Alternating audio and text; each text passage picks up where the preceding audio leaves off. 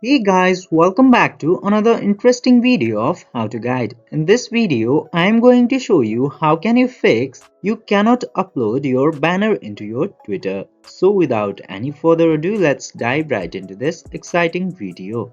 Now, if you are unable to change your cover banner into your Twitter, you should check your internet connection at first because most of the time the internet connection is the main reason of any problem. In order to check your internet connection, just simply open any of your browser and open this site of fast.com into there.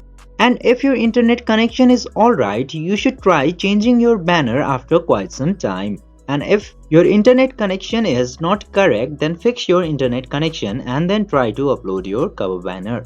I hope this video was helpful for you. If yes, don't forget to like, share and subscribe to the channel to never miss another update. Thank you for watching the video.